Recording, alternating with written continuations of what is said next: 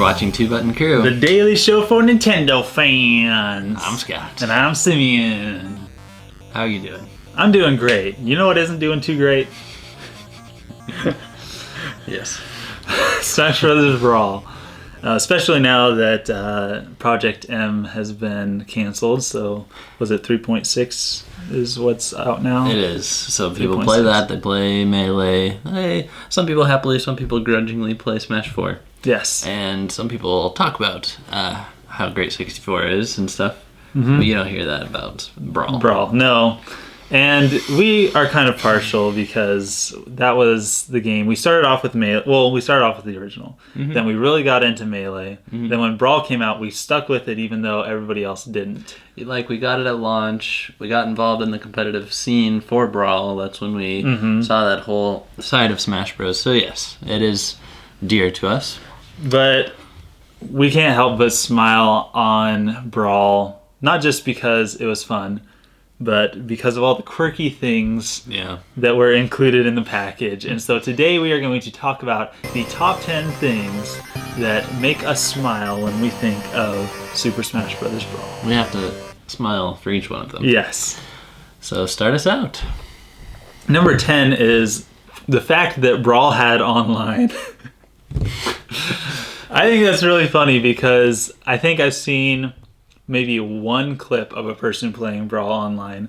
I never played Brawl online, and I know that you did on a couple of occasions. Just tried, but it would drive you nuts. It's so bad. If you think these days, like, For Glory lag is laggy, Brawl was at least twice as bad. 3-4 times as bad, you know. So terrible. So, and they didn't have any of these algorithms like separate the people that have bad internet, put them with the people with bad internet. No, you just got pretty much random opponent, and yeah, it was not fun. So that makes us smile. It had online multiplayer. I also expected it to get patches. I was like, great, Nintendo is connected, or the Wii is connected to the internet. Yeah, 24/7. We'll get patches. We'll get DLC. I was expecting all that in Brawl. A patch would have been great. Can you imagine a Brawl patch that was not trying to make it more like Melee? Yeah. Remember, like, tripping could be its own thing, but yes, that's just a given.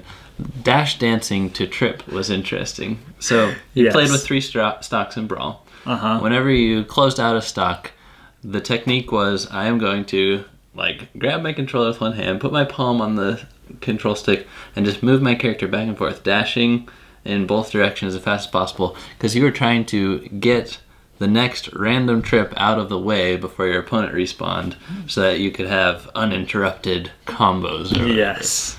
How ridiculous is that? That you have to go through that technique. That's so bad. Yeah. Like, that just shows how bad of an idea Sakurai had when he introduced tripping.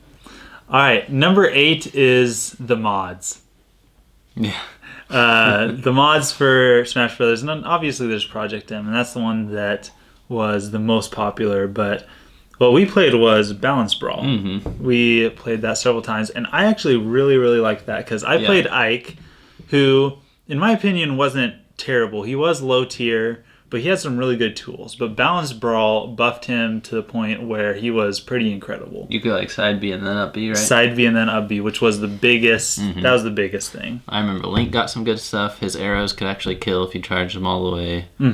Which makes sense, because lots of B moves can do that. Yeah. Stampus Blaster, Donkey Kong Punch, all that. Mennonite got nerfed. Yeah. And yeah, it was a good time. I enjoyed the experience of hacking the game because you could go into Stage Builder, and because that accesses the SD card, if you had hacks on there, it would load all those, and I just felt like extremely, techy, tech savvy. So, right. And also we could have new characters. Right. Like we played as Zero. There were several instances of that character, but the one that we played, there was like a side B dash. Do you remember that? And you could literally, after you side B'd, you could jump again. Right. So we would just, side B jump, going all the way under the stage everywhere, just trying to kill the other person. It was very DBZ-ish. So funny. So funny. All right. How about moves with random invincibility? Just moves that you wouldn't think that come with any kind of armor. For example, Olimar's neutral B. Nope. His down B. Yes. Down B, which just calls Pikmin. Why would you think that you're invincible during that time? But I got good with that. Like, I would avoid so many kills just by using down B, and then it sets you right up to follow up. So annoying. There's other characters that have that too. It's crazy. Oh, absolutely. Don't really run into that much. Not as much. Either that or we're used to it from Brawl. Number 6 is Meta Knight's priority. Yeah. And this is probably the most ridiculous inherent thing about the game. Seriously. And that's why he got banned from tournaments, is because all of his moves had priority over everybody else's moves. So if you were going head to head with Meta Knight, he would just win every time. Why? Like, that couldn't have been an accident, right? Our theories and the fans' theories about Sakurai being biased, they must be true, right? They gotta be. Something like that. Either that or he's like, oh, he's such a light character, but really... Yeah, it's ridiculous. Priority over all the moves. That's not a way to give a character an advantage. No. So I think we learned that. Mm-hmm. Also, an honorable mention here is his... I don't know if you ever heard about his infinite... Dimensional cape? Mm-hmm. Yeah. I don't know if I ever actually saw like a full infinite. I know that I've seen like extended. Right. Yeah, extended dimensional case. You can just disappear. Like, so hit the person, disappear for 5 minutes or however long the match is, and you win. Yep. Until they banned that, of course. Here's just a little anecdote. Number 5, Squirrel can drown in water. Yeah. That's silly. And that's funny. Charizard can live in water, but yes. Anyway. His tail doesn't go out. Yeah. Or does it? It doesn't, probably. No. Now, I have a question. I don't know if one of the mods messed with my mind, but Squirrel's water cannon, was it able to do damage if you got him close enough to his mouth? I don't think so. I think question. That was a mod. Okay. Yeah. Okay. Comment below if we're wrong, but I liked Squirtle. He was really ninja-y, fast. He was ninja. And I think that they should have made a way to where you could separate the characters. But, oh well. No, they did. That way they wouldn't get like fatigued. Remember, you had to switch them. Yeah. Now it's just you can't play as the other two. So thanks, 3DS. Yeah. Thank you, 3DS. Hey, you should be thanking 3DS because they got rid of the ice climbers for you. So, no, I should be thanking the 3DS because they separated Sheik and Zelda, so now That's I have true. Bouncing Fish. Yeah, thank you, 3DS. Fish. Anyway, number 4 is Shield Breaker doesn't break shields. I got so angry with this. If you used Marth's Shield Breaker, and I don't know if this is the same way in Smash Bros. 4. It might be, but if you use enough about Marth's Shield's Breaker all the way fully charged, even if it wasn't a perfect shield, and you had a almost if you had a full shield and then started shielding right before he did it, it would not break the shield, which is ridiculous. Shield Breaker should break the shield. If that's I don't play Marth anymore in Smash Bros. 4, but if it's still not the case, then get rid of that crap. Like, seriously. I liked having taunts that could do damage, like snakes. That was like my favorite thing. Throwing people off the side of the stage and then getting my box and tossing it off on them, making it fall on them. Yeah, making it fall on them so they could not recover. I do miss Snake a little bit. I miss Snake a little bit, but after watching so many videos of Project M Snake, it's disgusting. It's pretty disgusting. Yeah, and then grab, release. Yeah. That's another honorable mention, is just the combos. The infinites were ridiculous in Brawl. Yeah. Number 2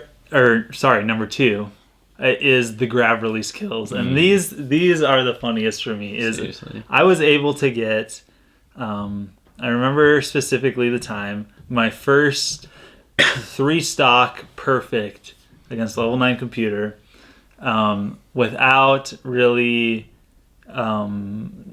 throwing any attacks as Marth, because what you do is you go against Snake. Oh. For those of you who don't know, you go against Snake, you get him off the stage, and then when he recovers, if he recovers right next to the stage, if you grab him and don't pummel... Hey, you don't need to flex at the camera, okay? Wow. If you grab him... Wow. Ah! I did not know. No, there's not much there. Such bicep. Such bicep. Much white.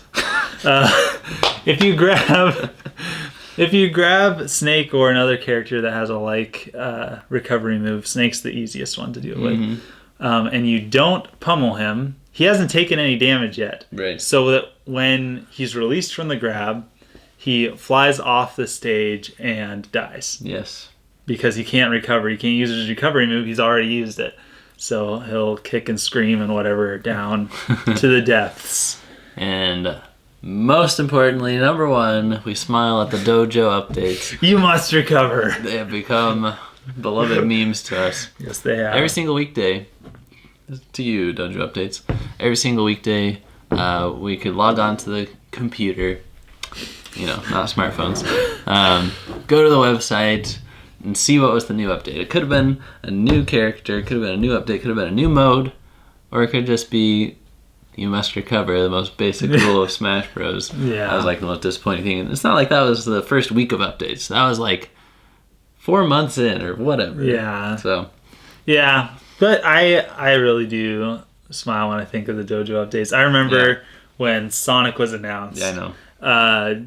I was at my grandma's house at the time, and my grandma, I don't know if she still does, but she had dial-up internet. Oh. I think she still does. But I was not at my house, so I couldn't go on the internet at my house. I was, my parents were off on vacation or whatever, so I'd stay with my grandma. And getting to that website was such a chore. But I remember being so excited when I finally got there and Sonic was announced. I'm like, yes! Yep. Sonic made it in Smash Brothers, and then he stunk, but... That was crazy. Who cares? And that was the day before they announced the delay, so we'd be all happy or something. Oh, yeah. One of the delays, I should say, not the delay. I remember where I was, too. I was playing the original Mario Bros. In a movie theater. A giant screen. That's awesome. So, and then you heard? Or what happened? I was in there with the internet and I looked. Fancy. Yeah. That's awesome.